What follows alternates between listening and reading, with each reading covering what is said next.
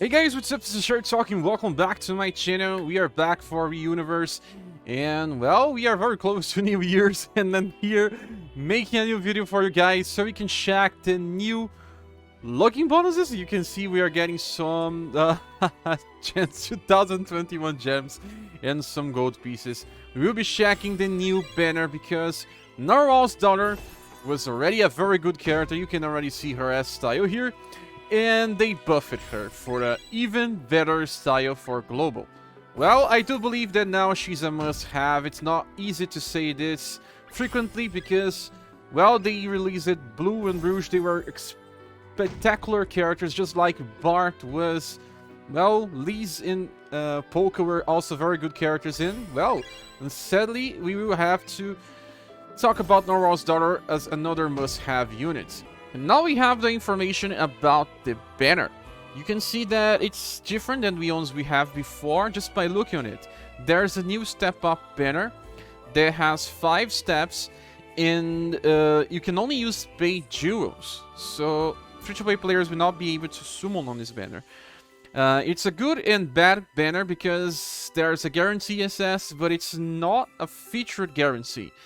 So you may not even get Narwhal's daughter or Subier on your 5 step.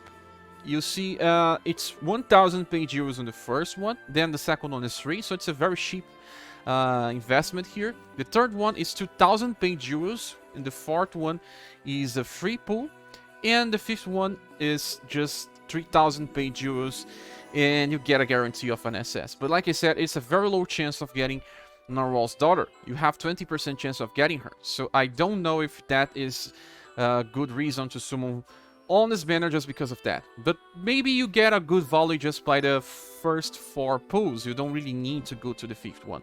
Well, it depends on your amount of gems and if you want to spend on this or not. People will complain about this because they want to have the same opportunities as the paying players, but you have to understand that the developers probably buffed Narwhal's daughter because they thought that people would summon for her. They wanted to guarantee that even becoming a better character will allow everyone to think about summoning for her. I know that some people were thinking about skipping, but now they probably are not thinking about that anymore. And becoming a must-have means everyone will summon.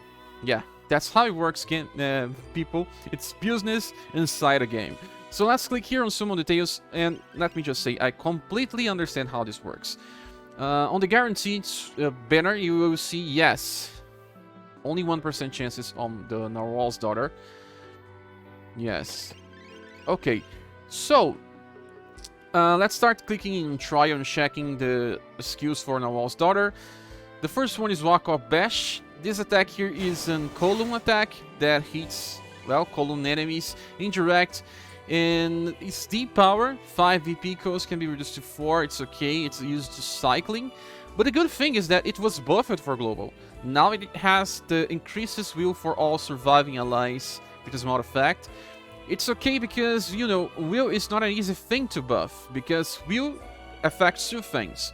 Your resistance against magical attacks, spells, and also your resistance against status ailments. So if you are free from being infected with status elements like paralyze, like confusion, a lot of the content in the game becomes easier.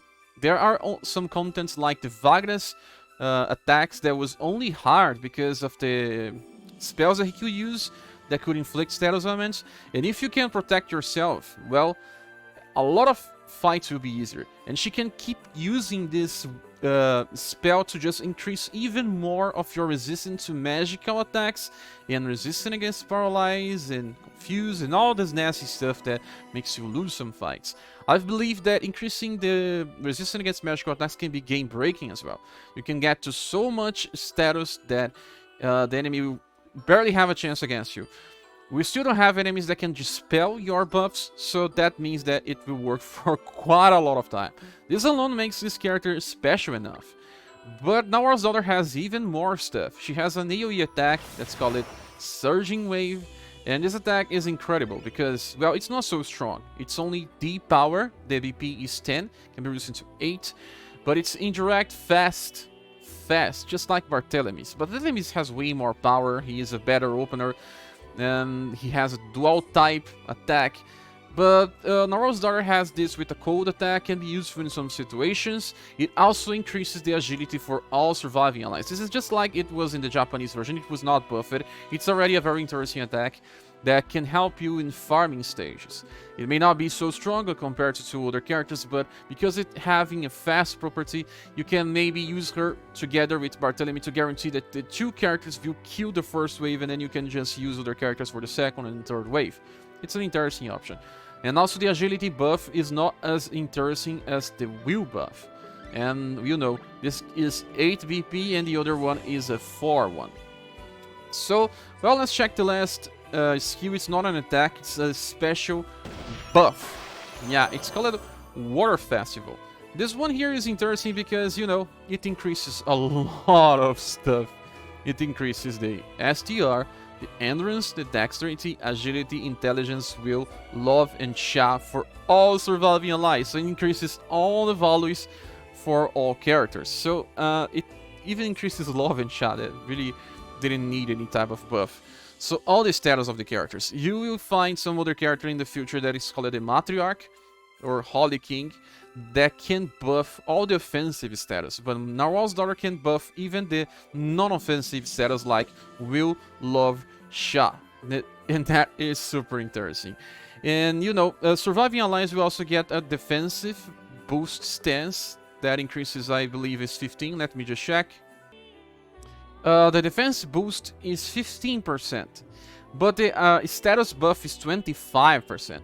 It's 25% in the Water Festival, 25% on the Surging Wave, and 25% also on Walk-Up Bash. So sometimes you may think that Water Festival is better to use instead of using, say, Aqua Bash. But in the future, if you have Matriarch, you will need to just go for Aqua Bash instead of Water Festival, because the Matriarch can already buff all your offensive. And then you may need just, say, defensive against spell attacks. So I do believe the Aqua Bash has importance even more because it deals damage, contrary to Water Festival that's only supportive stuff. So now we need to talk about the last thing, that it now recovers all surviving allies for 1 BP. That is insane, man. They don't have this on the Japanese version of the game yet. So this makes for a lot of different situations where some characters become more useful than others. Some skills cost like 14 BP because they have like triple S damage. Characters like Ellen, Emilia, and some others have some problems while keeping up with BP. And some characters that have counter attacks or sometimes parry stances that needs to stop using parry after a while because, well, you need some more BP. She can help you get the upper hand in a situation where you didn't have BP. That is a very interesting thing that will open some combinations like the new Urpina. It's a complicated character to use because she has an attack that uses 17 BP. It can be reduced to 14, and now with Water Festival we can reduce it further to 13 because you get 1 more BP, so she can use it on the second wave or second turn. That's incredible, and she allows for some characters to use it differently. It's not easy to use because it has to be used on manual, but in the future in Battle Island you prefer to play on manual, and also in some challenges that will allow her to be even better. Now we need to check the style details of this girl. One last thing that I need to say is that Narwhal's Daughter have an S style in this event, and you can farm it, and this S style will give her a healing spell that's even better than the common water spell that we can use for healing, because it also increases the endurance of your character. Only one character, but it's okay. So she has a buff to endurance and will, the 2 defensive status. It's insane. So she's also a healer. Not only by that, but one of her passives also suggests her to be an interesting healer to be placed on the front lines. Some formations like Magical Shower or some like Divine Wall will kinda get your healers in the front lines, and having healers like her and also like Sophia that dies and revives and heals your squad, it's interesting because they have more chance to be attacked. This skill that I'm talking is Dare to Hope 2. When attacked and reaching 0 HP, recovers all surviving allies. That's interesting and very powerful because characters like Misatin can heal the whole squad, but it's like 2 LP. Now you have a healing with only 1 LP. When she dies, she loses 1 LP, and then she will heal the whole squad for a very high amount. The other 2 passives are Fired Up 4. She gets 15 increase in damage on times, and Punishing Breath recovers BP with a medium chance. That's 40% chance of getting more BP, and she needs, because Water Festival is so costly. You can only reduce it to 9, so every 3 turns you can use this. In Knockout Bash can be used forever, but sometimes you will still be missing some BP. Surviving Wave is not something that you will be using most of the time, but it helps even with Aqua Bash and Water Festival. They are more important. I believe that her combination of things is amazing. They replaced this passive, called it Punishing Breath. It was that hard wallop passive that increases damage when she's on full HP, and that is pretty bad. I don't really like that type of passive. Punishing Breath seems more interesting. I would prefer something like a guarantee BP, but you know, she's already busted. You will be using this character for a long time, I can assure you. If you face an enemy that has a very high will and you cannot debuff him, you will just prefer to buff yourself instead. And she can do it, and she's reliable. She will never miss a buff. A debuff can miss, but a buff cannot. And now let's give a look on Narwhal's daughter status. Well, she was buffed for global, so it's important that we check this Reddit post. You can see that Golden Rice got information by the Taiwanese YouTube video. She got a decrease in her STR. She lost 5% of an useless status, got 6% more intelligence. That makes her for more damage with her second and first skills. And she got more love. And love is important because she can inherit a healing spell, like I said. And they also inform some of the changes that occur to her passives. So now let's get back into Roma's SaGa website and give a look at her inheritance options. I believe that it's very easy to choose, since, you know, you will want her to be a healer as well. Water of Vitality, it's just like healing water, but better.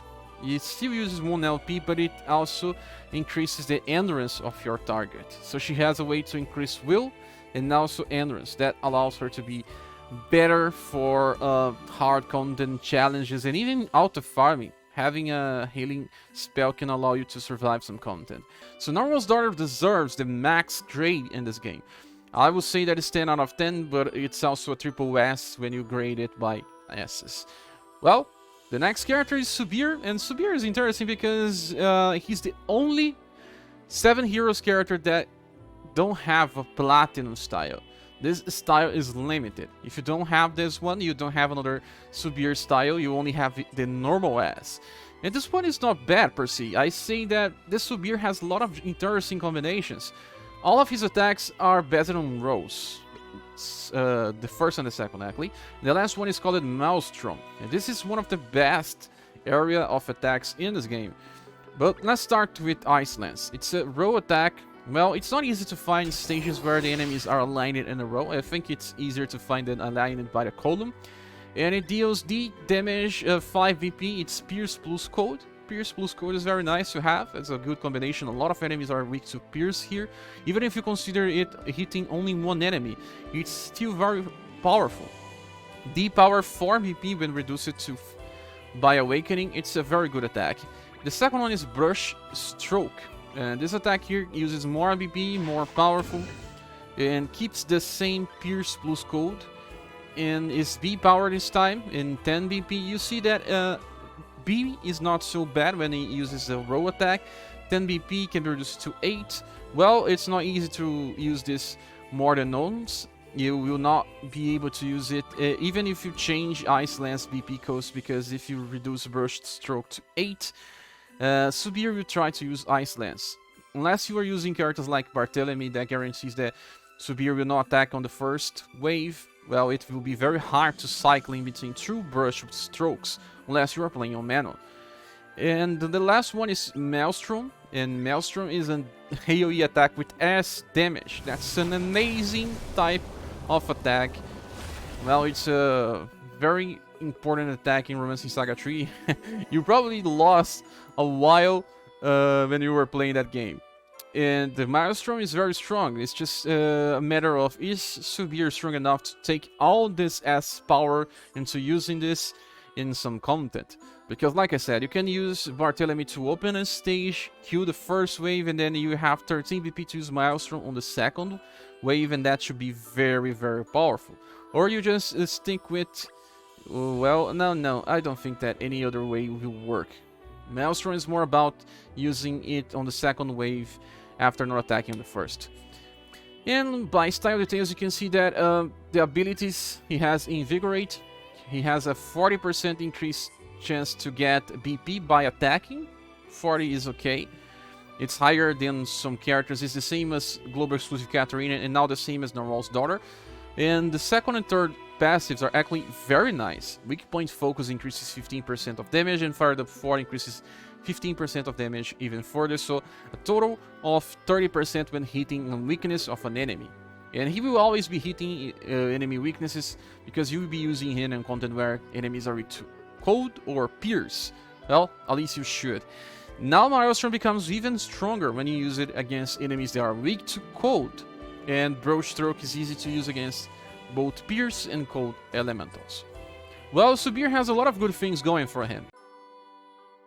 And now for Subier's status, I think we need to check him because, well, Maelstrom seems to be very, very strong, but does he have the STR to build up for damage? And yes, he has. It's an 89% correction for STR. It's not amazing, but it's very high for current standards. He has a good agility, good endurance, can be used on the front lines with formations that increase dex. But all the other status are not good. He doesn't have a good intelligence. He could have a good intelligence to try to inherit some attacks, since, you know, his S-style provides something with swing. That's a full AoE attack, but it's way too costly to be used, and it can only be reduced to 6. It's a very hard to use.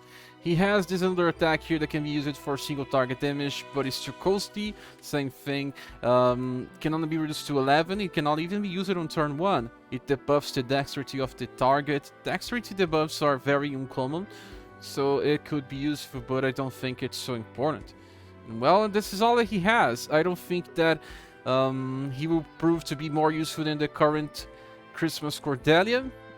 He's strong when you have a way to deal damage on Rose, and that's why I believe he deserves an 8.5 out of 10. A very good and strong character that can be useful, but has some problems with range and also with by not having a reliable single target damage for more damage and lower BP cost. And the last one we have is Final Emperor and Rocbouquet. This Final Emperor here has only one thing that's worth discussing, and it's the first attack, called Flowering Plume.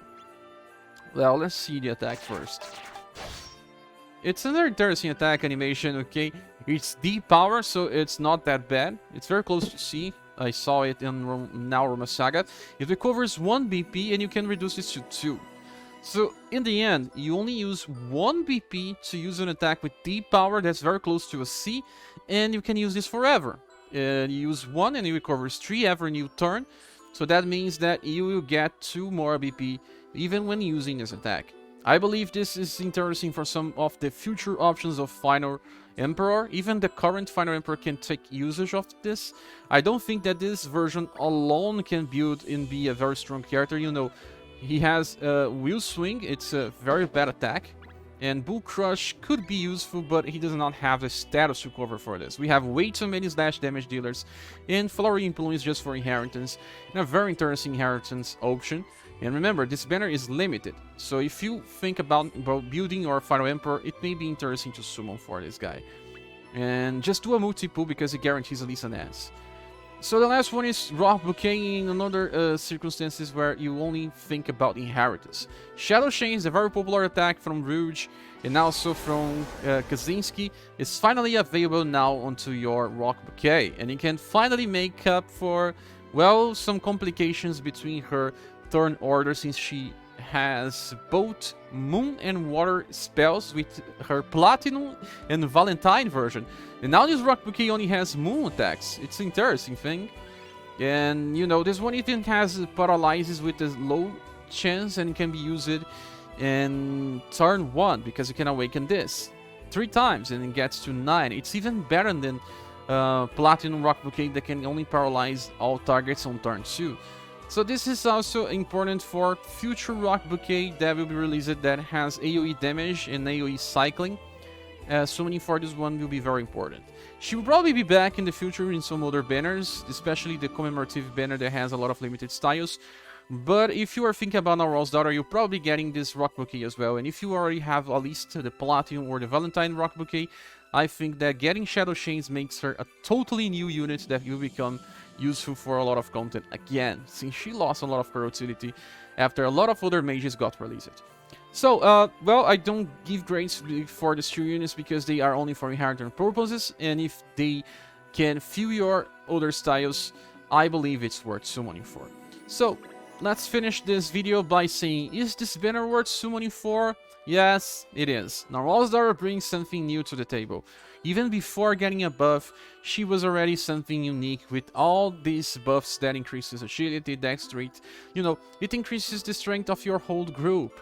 Sometimes you have a buff that only increases STR, only increases something, and that do not help the whole squad unless you are making a squad of only one type of damage. Now she can buff any type of squad that she belongs to and can increase the BP. That's something unique that will impact how you play manual, and even sometimes for future content where we get the future matriarch, they both together will be amazing, and I can assure you that. Okay, so this is my opinion. I believe this is a very good banner to summon for. I don't have many gems, but I will summon either way. And not right now. I will have to save a little more so I can see if I can get them all. And this is my opinion, guys. Hope you guys enjoyed the video. Sadly, I cannot make a live stream today because it's years and I have to spend some time with my family. But thank you all for watching this video. Please subscribe if you haven't. If you want to support the channel, you can do so by either using one of the links on the description of the video. We see each other later, and I wish you a very incredible and happy new year. We see each other on the next year. Bye.